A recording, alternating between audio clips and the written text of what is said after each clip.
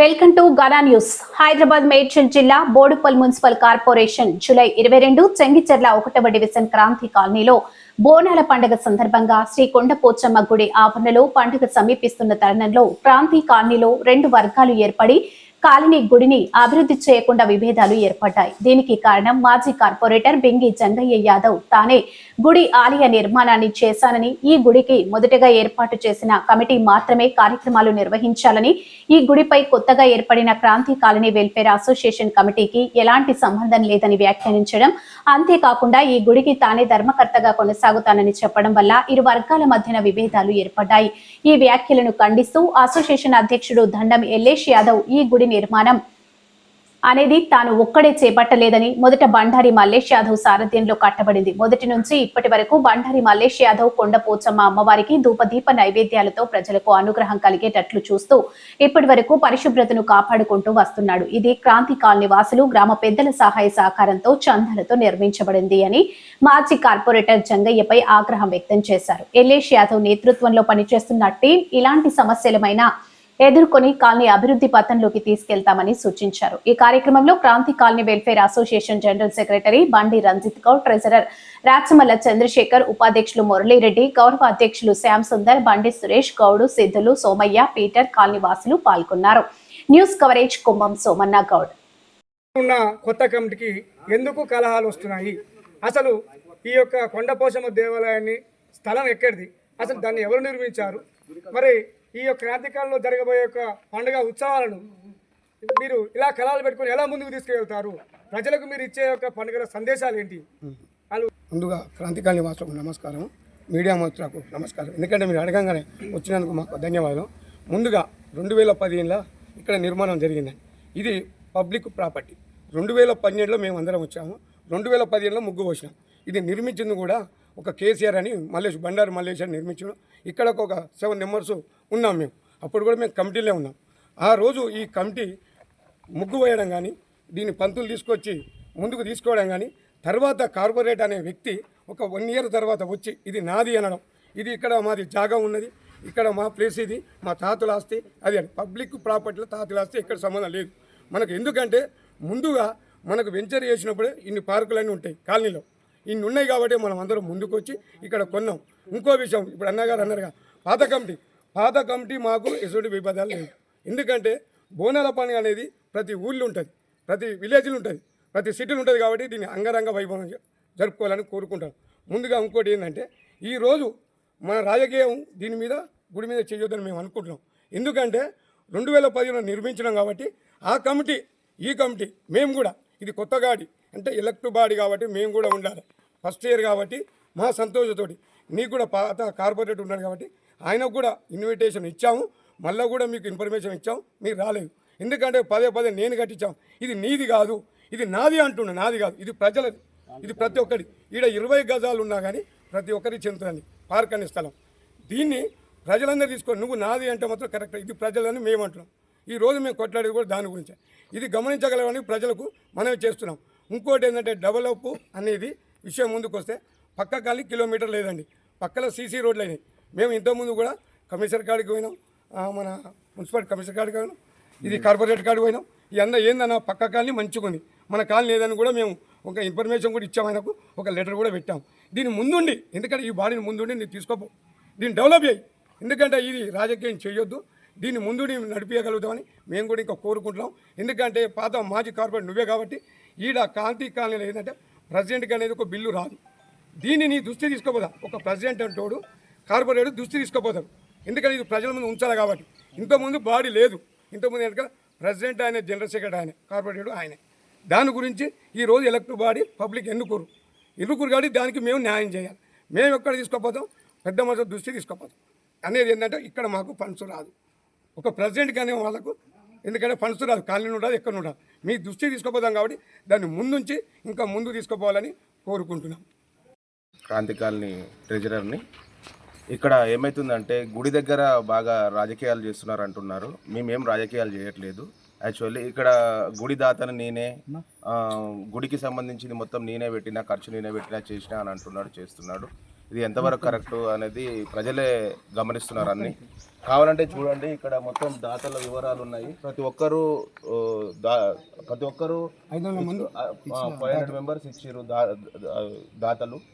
చాలా కొంతమంది 50,000 60,000 కొత్త కిషోర్ అన్న, ఎర్పుల మహేష్ అన్న, కురి శంకర్ అన్న, చందర్ అన్న, కొత్త రవిగౌడ్, వీళ్ళు పెద్ద మనుషులందరూ ఇచ్చారు. ఎర్పుల వెంకటేష్ అన్న గారు విగ్రహదాత ఉన్నారు. ఆయన ఒక్కడు చేసింది అయితే ఏమి కాదు.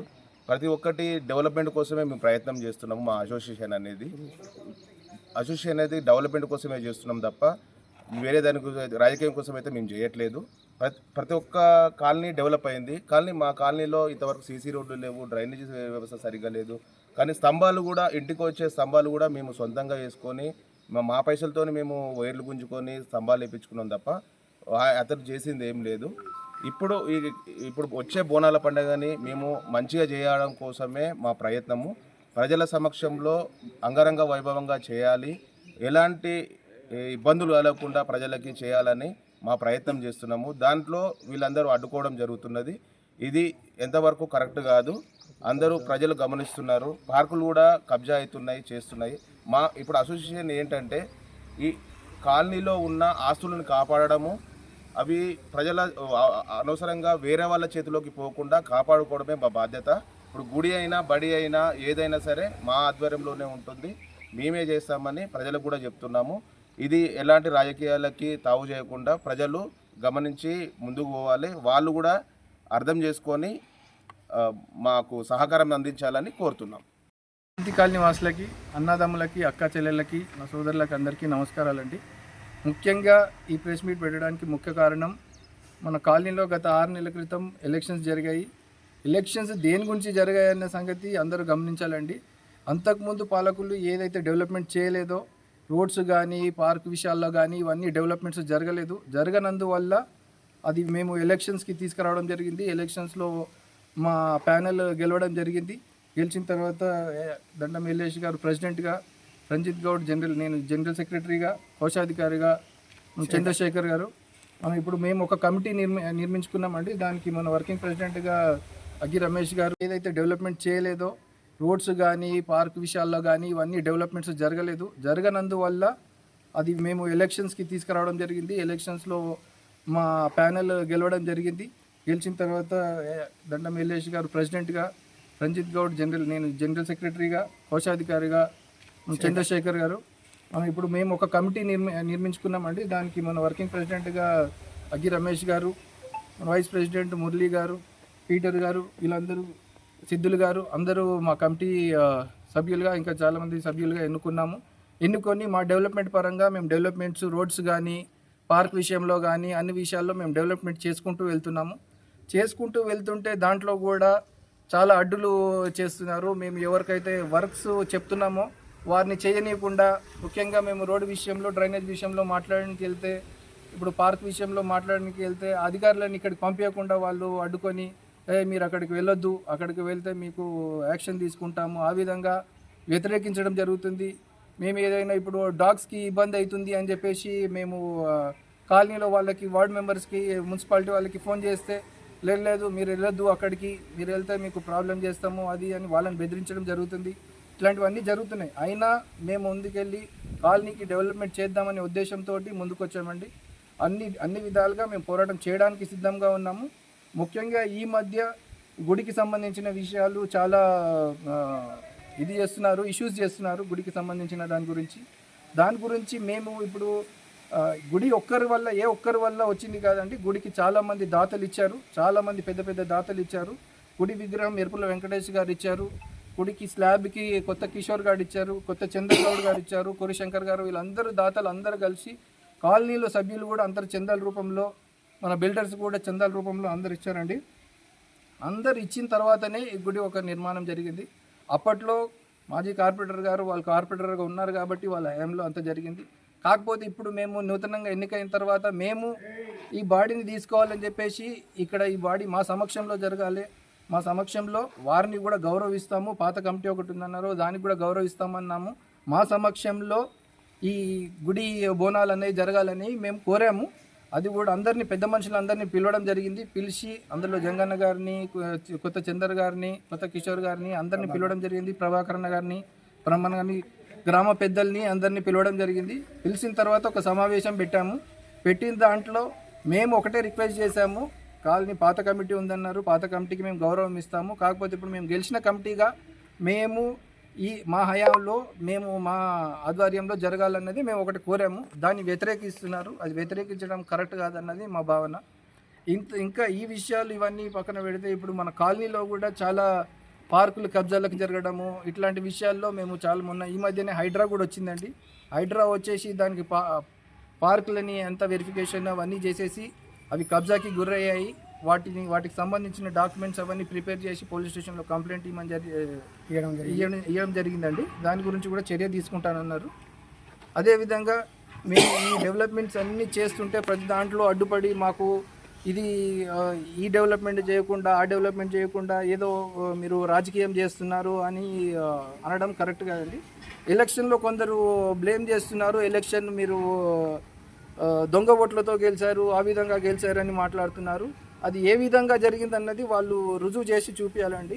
ఏ విధంగా అంటే ఆ చెప్పిన వాళ్ళు కూడా ఆ కమిటీలో, ఎలక్షన్ కమిటీలో వన్ ఆఫ్ ద మెంబర్ ఉన్నారు.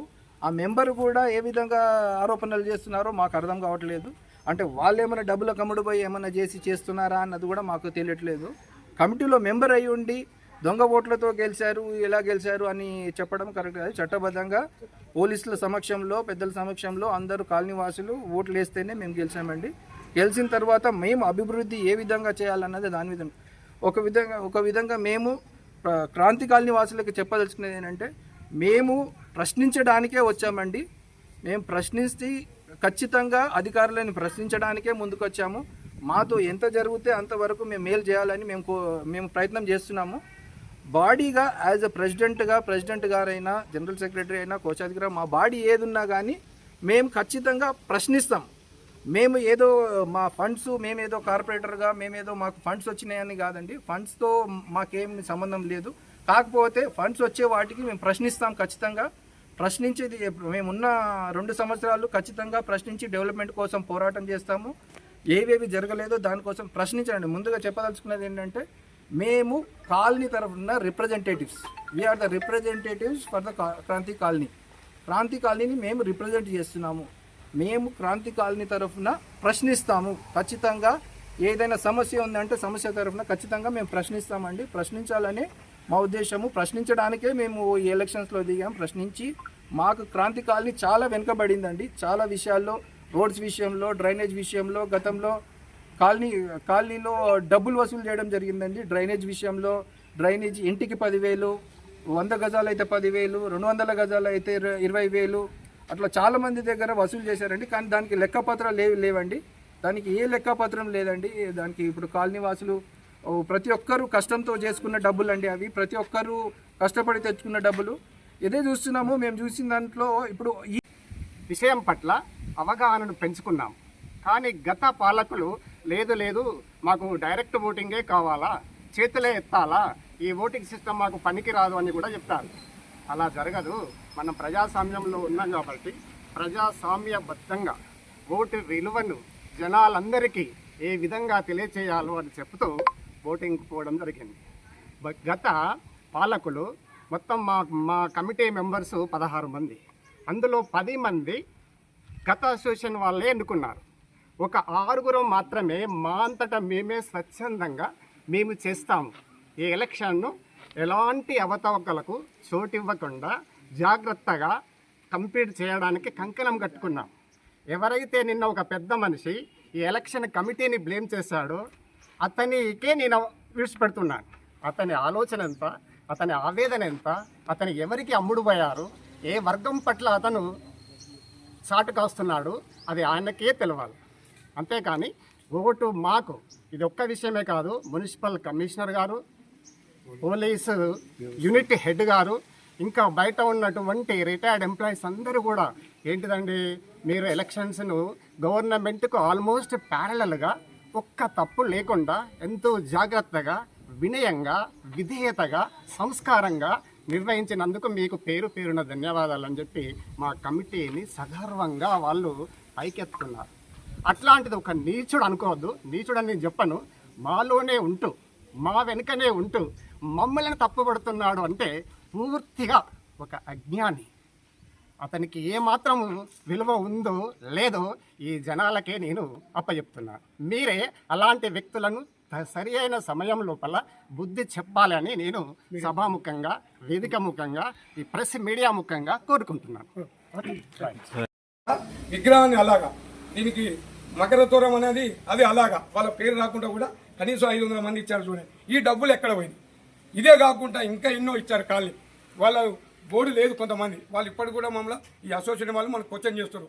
వీళ్ళ బోర్డులు ఉన్నాయి, మరి మేము కూడా డబ్బులు ఇచ్చాము, మళ్ళీ మా పేర్లు ఏమైనా అడిగితే మేము ఆల్రెడీ ముందు ఎలక్ట్ పాడమ్మా, మేము ఆల్రెడీ చేపిస్తాం, ఇదే మల్లేష్ తోటి చేపిస్తామని కూడా చెప్పడం జరిగింది. అది కాకుండా ఏంటంటే ఇంకా కూడా ఇది కట్టించే వాళ్ళు కానీ ఈ బిల్డర్ గోడ కట్టించారు, కొంతమంది ట్యాంక్ కట్టించారు, చాలా మటుకు కొంతమంది సిమెంట్ వేయించారు. వీళ్ళందరి వివరాలు కూడా ముందుండి మేము వేయించగలుగుతామని ఈ అసోసియేషన్ ఒక నిర్ణయం తీసుకుంది. వీళ్ళందరి పెద్ద మనుషులు కూడా పిలవదలుచుకున్నామండి. పిలిచి వాళ్ళని మరి వాళ్ళు ఇచ్చారా లేదా, మరియు గుడికి ఒకరే చేశారా, గుడికి అందరు కలిసి చేశారా, ప్రజలు కూడా డొనేషన్స్ చేశారా లేదా అన్న వివరాలు కూడా మేము సేకరించి అందరి ముంగట సమాధానం ఇవ్వాలని మేము కోరుతున్నాము. వీటి అందరి ముందు సమాధానం ఇవ్వాలని మేము కోరుతున్నాం.